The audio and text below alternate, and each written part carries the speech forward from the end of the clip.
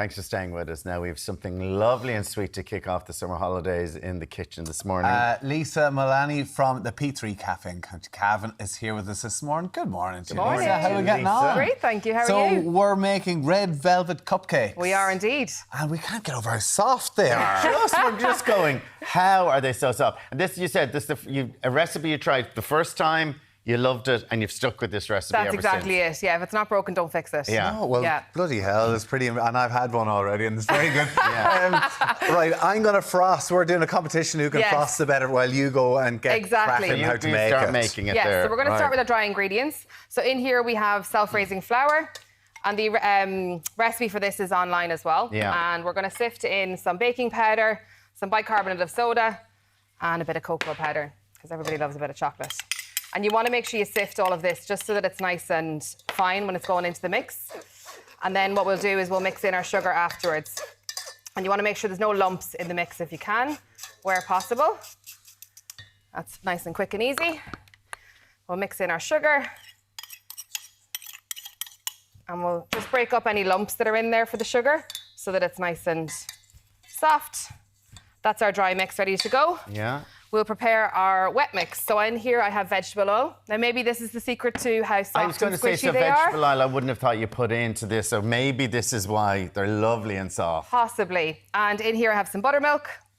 We'll mix that in. Some vanilla essence for a little bit of sweetness. Are they little egg cups? They are.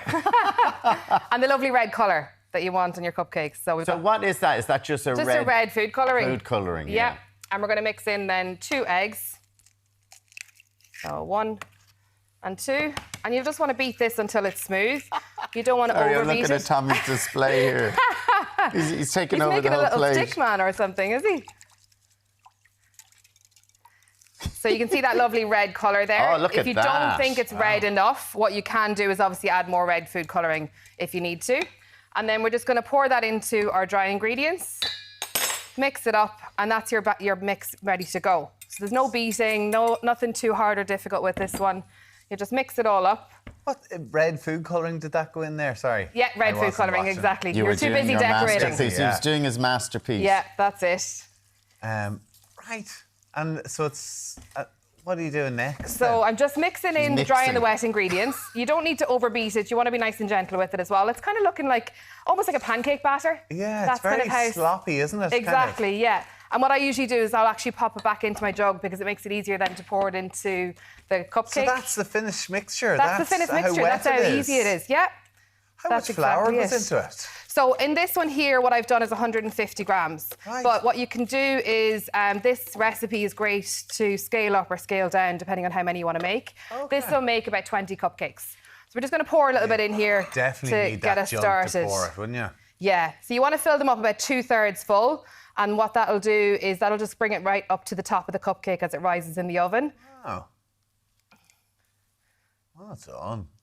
And Jeez, I'd say with that, you'll be able to make loads. exactly, yeah. So this one will do, as I said, about depending on how full and big your cupcake shells are, you can make between do you only 20 like and 24. 3/4 fill it? 2/3. 2/3. 2/3, Rise yeah. up. Otherwise, Yeah. it's going to spill over. And I actually, sometimes I do over pour it by accident, and it will overspill on the cupcake, but that's just extra cake I for think people. I have this one in the Yeah. bag, Lisa. I started. What even I is that? have no idea, Tommy. I have no idea, but we will show you in a minute.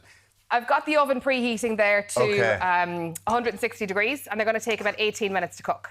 18. 18 minutes. Bang on. What happens Well, I if you mean, go longer 18 to than 20, depending on how big your mix is in there.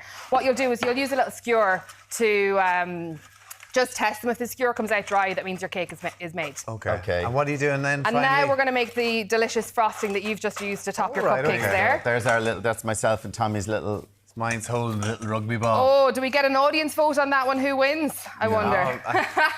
Maybe we get Warren to judge it. It's artistic. Are you Are sure? they swirls artistic. or what? Tell me about your design here. It's artistic. Artistic. Mine is a little stick man rugby player carrying his little rugby ball. There and we Alan's go. is- It's Very artistic. Artistic. So with this one, This is because for we the already icing on have, top, is because it? we already have it made, I'm just doing a small mix here to show everyone what it looks like. You want your butter really soft to do this, so that it blinds with the sugar and gets it nice and creamy.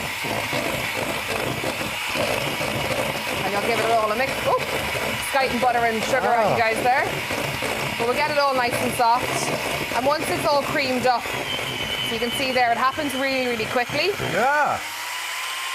And that's all the beating you need to do. Okay. And then all you'll do next is you'll mix in your cream cheese. Oh, that's how you do it, right? And then a little bit of vanilla essence, and that's your frosting made. How much of that cream cheese did you put in? So the mix for this is you'll have equal parts butter and sugar. So I've got about 50 grams of butter and sugar in here. And then you'll want, 150 grams of cream cheese. So you can taste the cream cheese, but then you've got the lovely sweetness of the icing sugar there as well then. And you'll just give that a mix, and then that's it. That's your cream cheese frosting made. And it goes on to the cupcakes. And then you put it into the... Do you have to buy these bags? If you didn't have these at home, is there any way of cheesing? Yes. So just use, like a little Ziploc bag you have at home for your sandwich bags. Pop it in there, snip off the corner, and homemade piping bag. Or if you had those little bags that you put your toiletries through at the airport and all, we always have loads of them in a suitcase. They'll work perfectly as well. Lisa, make sure you clean the toothpaste out before you do it. Lisa, they are absolutely beautiful. Beautiful. I mean, they're gorgeous. Who wins? Oh, I'm going to go with a tie. I can't choose. Get out of it, a tie. What's the state of that? I do love the swirling motion that's going on here. That's a Cavan Monaghan thing you have against me already. The frosting ratio on your cupcake is better. Excellent. You need more frosting. You want to have a good, Ratio and what? Lisa. More cream cheese frosting on top of your cupcake so you can taste it with every bite. Delicious. Thanks so much. From P3 Cafe. Brilliant to have it with us. Thank you so much. Right.